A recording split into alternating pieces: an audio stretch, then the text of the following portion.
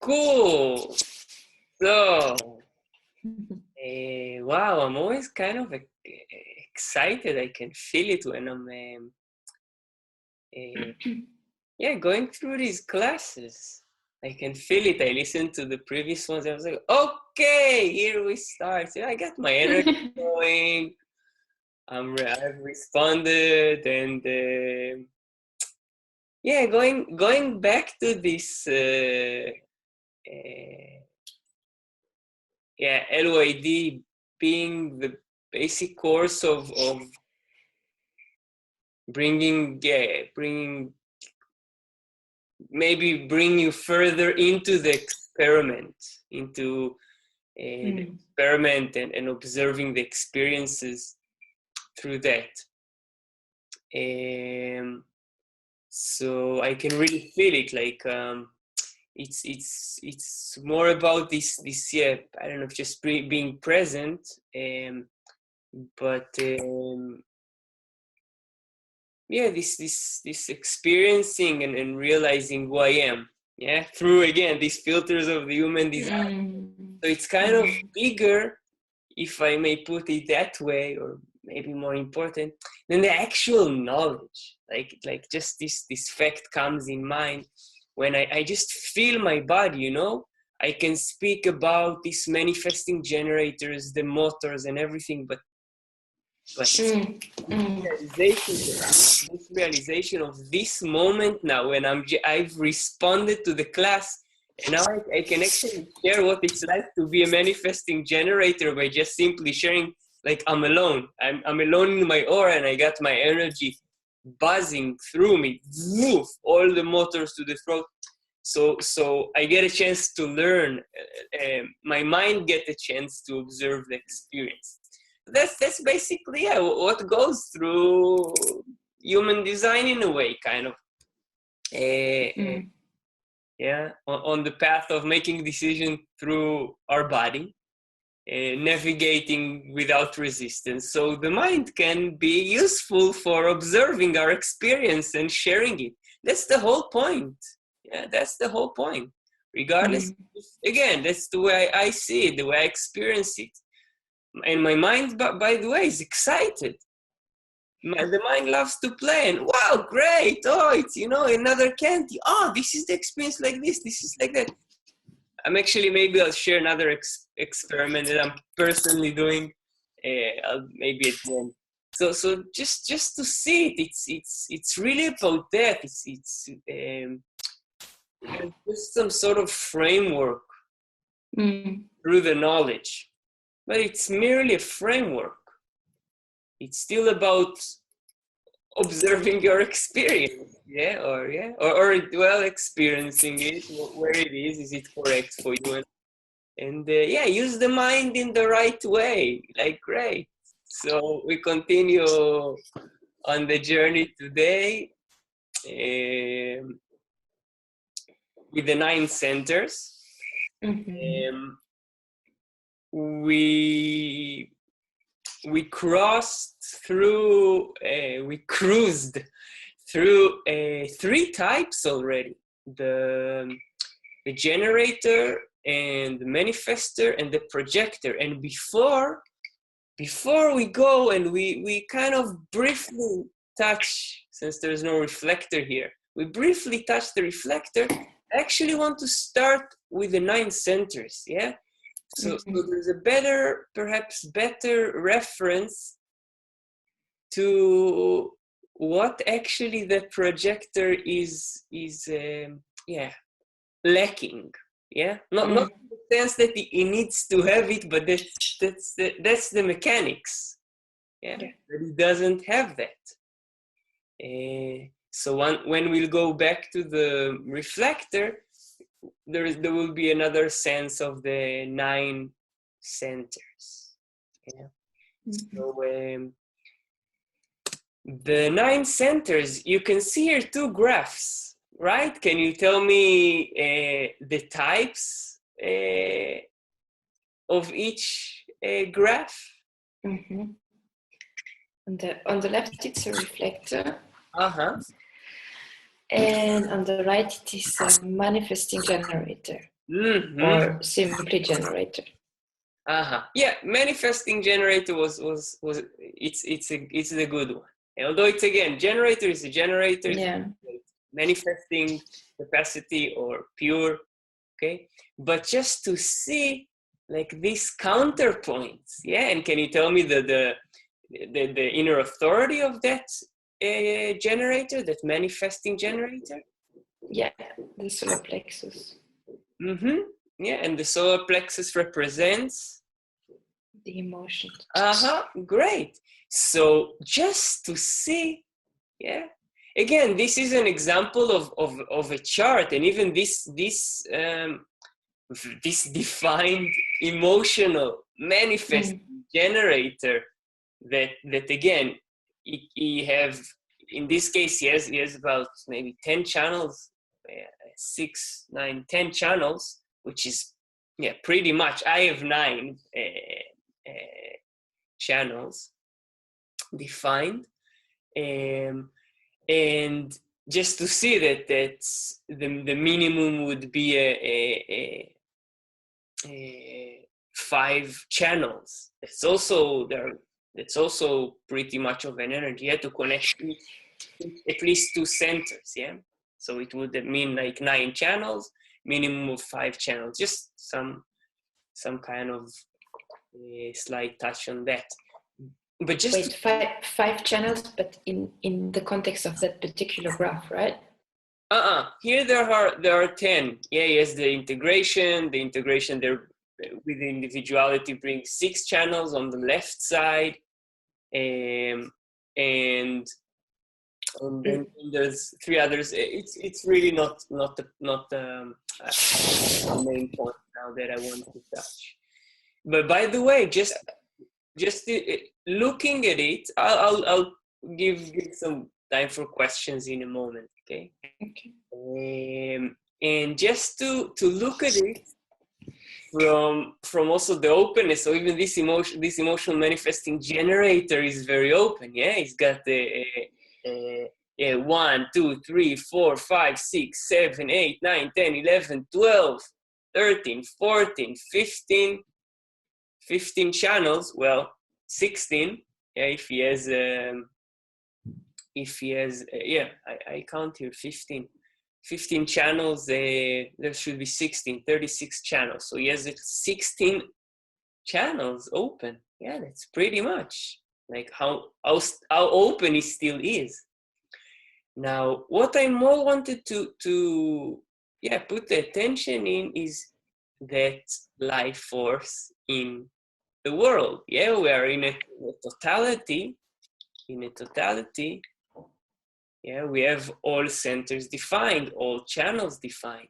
Yeah, when we're in the group, the larger the group, the more potential that all the connections will be defined. So actually, the world is represented by the emotional manifesting generator. That's the energy out there.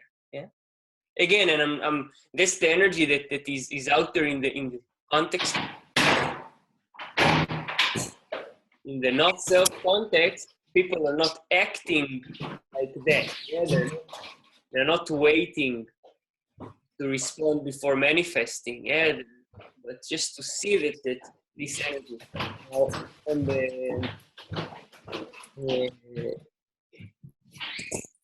on the counterpoint, Zera, there's a mute button. Is it possible that you click the mute button and? Yes. Okay. I mute it now. And yeah, good. Well, when I respond, I put it on again. Right? Great. Okay. Okay, I do it now. Great. So there won't be, also last time there were some sirens from the background, which is again okay. You know, I might have sounds in my background, and so when you speak, I can also put that on mute if necessary. But just as a side, as a okay. So I carry on, and again, if you have questions, something's not clear, you can come up and ask, or okay. And if it's not okay, you can just come up and say. So, so going back to that, just seeing a bit here, we just see more from the aspect of the centers, because still the emotional manifesting generator has channels that are undefined. And the other counterpoint to that, yeah, is the reflector. No consistent life force energy. You know, just to look at these two charts, one next to the other, yeah, just to see that. And the reflector has a completely different role, which again, I won't talk about them now, but yeah, just to understand what also the reflector takes in, yeah, when we'll have a look at the reflector later, yeah. So in a sense, another aspect that I put it, and just to look, is, yeah, we start this process of deconditioning, and yeah, and we leave the left side, in a sense, the not self, the openness, yeah. We'll go through the centers, and we're gonna see, and that's the main focus, in a sense, of the LYD, yeah, to touch the not self, yeah, to touch the not self strategies, the places where the mind tries to control us or controls us, the places we are attracted to, and yeah, to bear in mind, to remember that the world is a world of not self. You see yourself in this context. I see myself in this context, and seeing the other people, yeah, that it's most likely what will come up and be shown, be presented, is the not self, because people are being, yeah, and yeah, most likely you are as well, until you stand on your, yeah, in yourself. And one of the important things to realize, that the knowledge that is being shared is a very generic knowledge, because the not self acts in a way predictive way, yeah. Similar patterns of behavior. However, yeah, in the self, in the true self, there are many hidden layers that they're unknown. What it is to truly live yourself. Yeah, there might be things that you say, oh, this is, I've seen something similar, it looks like, but there's actually, yeah, a hidden layer of consciousness there that is bound to revealed. Yeah, Ra was referring to it a lot. I cannot tell you how it will be presented if you will live yourself. I can't tell you when you're living your not self, since it is very obvious. Yeah, and when we'll go through the not self, yeah, we touched it in the introduction of the questions of the not self, of each center. So we got nine centers, yeah. And yeah, before I go into that, I'll finish that line of thought.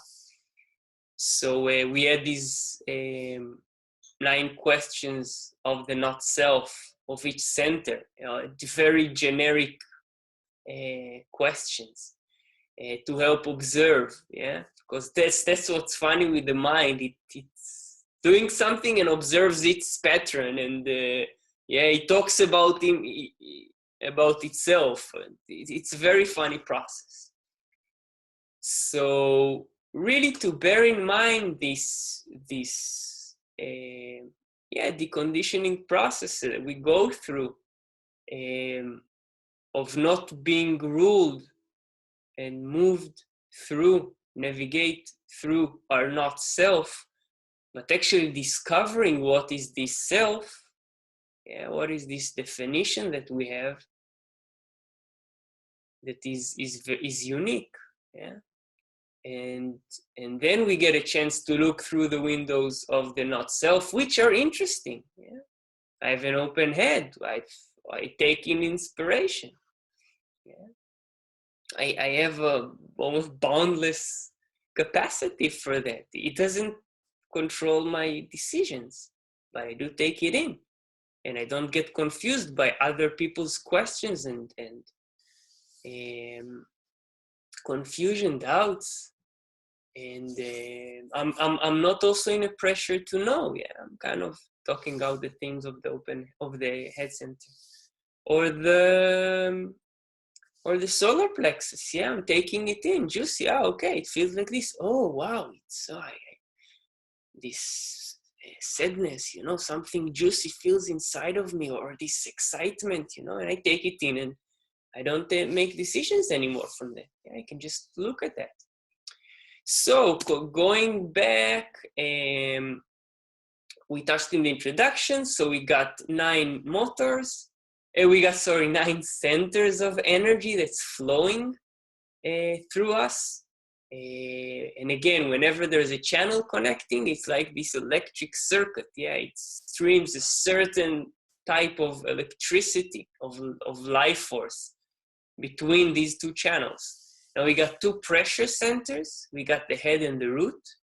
Yeah, I'm doing a brief overview before we dive into the centers. We got the awareness centers, the ajna, the spleen, the ajna, and the solar plexus. We got the motors, which is the root, the sacral, the heart, and the solar plexus. And I've added what I didn't put in the introduction. Now I've felt like putting it, the voice boxes, of the throat and the sacral. Sacral is this grunting, noisy voice box. Whatever. Yeah. And the throat is really our place where we eventually speak. Speak the words. Communicate. It's the main hub that all the information comes out through that hub. So that's about the centers. Do you have any questions about that?